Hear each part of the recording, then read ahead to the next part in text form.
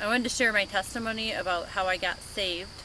I was born into a broken family when I was a young child. My parents divorced because of adultery, and then my dad remarried about a year later and had like 4 children, and kind of moved on. And he wasn't a big part in my life, didn't do a lot with me at all growing up, and we'd see him on rare occasions. So that was a source of pain in my life, as it is for most children who come from broken homes. That's a source of pain in their life. And then my mom kind of bounced around and had a lot of different relationships that didn't work out. And so my home life was very unstable. And so I turned to, I made a lot of friends, and my friends led me into like deeper, darker things.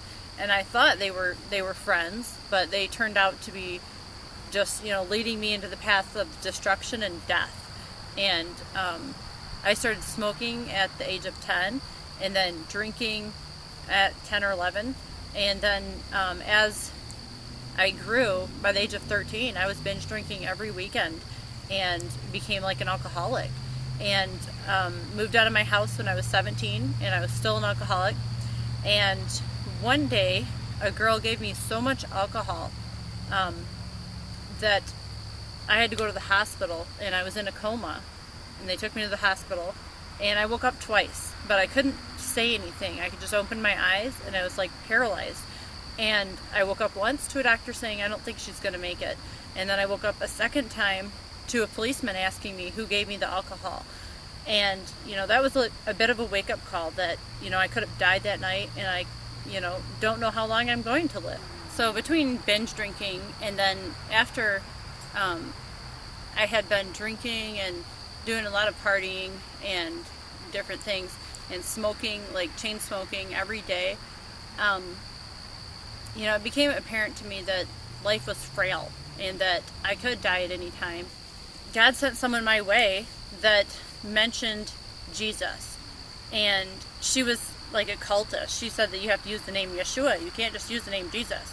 So I got upset about that and confused, and I just cried out to God for the first time, and I said, just show me who you are. Are you Jesus? Are you Yeshua? What is your name? And if you're there, then you should reveal yourself to me. And then right after that, I just had this feeling like God is watching, and just terror went through my heart. And then like a few months later, the baby that we had got this horrible rash. She was 10 months old by then, and so we were trying to find anything that could help her. And my grandma said that my cousin sold baby food that would help her, so I contacted them about baby food. They weren't selling baby food. They were in a multi-level marketing business. And so we joined just to try to make money. Once we were in the business, people kept mentioning Jesus, and I would get angry at them, like, if he's the real God, he should have revealed himself to me by now. I'm getting real angry. And then I told him I wanted to quit the business because everybody's talking about Jesus in here, and I'm getting mad.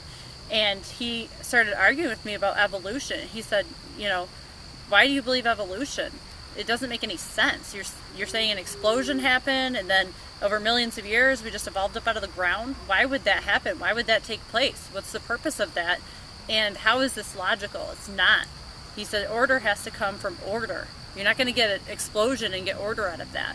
And then he explained how the world before the flood had more oxygen and pressure, and that's why people lived to be great ages that the Bible talks about. That's why the dinosaurs existed, and that they did live with man until the flood. So everything he said made a lot of logical sense. So I started studying more into that over the next year, just studying out the creation science resources, watching different videos, and it really, it made sense to become a creationist and to reject evolution. So I rejected that, and I started reading the Bible daily and trying to understand it. But I was at a low reading level because I came out of public school, and of course they didn't. I was a troubled kid, so if you are a troubled kid, you're not going to learn very fast there. So I started reading my Bible, and one day I decided I'm going to read this entire Bible, sun up, sun down. I'm reading the whole thing.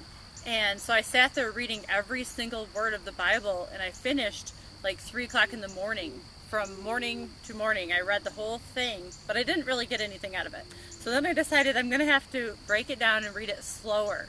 So I started reading like a couple chapters a day. And it was really, neat, because eventually God's Word started to speak to me and I could understand it. But I needed to ask Him to save me, and I hadn't done that yet. So I went to bed one night, and I had a nightmare that I went to hell. And I woke up, and then I called upon Christ and said, you have to save me. I need you to save me. I know you died for my sins, and I want you to take me to heaven. And after that, I had great peace. And the next morning, I felt like I won the lottery. And I just, went out and was telling everybody, an exterminator showed up at our apartment, and it was like a nasty apartment. And I told him, you have to accept Jesus to go to heaven. And I was all gleeful and joyful about it. And he was just like, you're so strange. He didn't understand. But after that, I just wanted to witness to people. So I would try to talk to them, but I didn't really know what to say. So there's a lot of awkwardness, a lot of hard times. And then somebody introduced me to the gospel tract. So I started giving out gospel tracts like crazy, and I still do. And, we give out maybe 60 or 70,000 tracts a year, which means we're giving out hundreds to thousands a day because we want people to know how to go to heaven. There's no reason that people should be ignorant of the gospel. If they reject it, that's their fault, but there's no reason they should be ignorant of it. So we go out and share the gospel, me and my kids, and give the gospel out to many people every day. And like Jesus says, if you leave your father and mother and you go and labor and share the gospel with people, He will give you more brothers and sisters, and you'll get it back 100-fold. And that's what we've gotten. We have a family of people that we never would have met otherwise through sharing the gospel. We know hundreds of different people that say hi to us, talk to us about our life and stuff like that because we're out sharing Christ, and many of the people have been saved. So it's worth every day the struggle that we go through and the rejection that we face and the scoffing that we face because people are getting saved and they will be in heaven.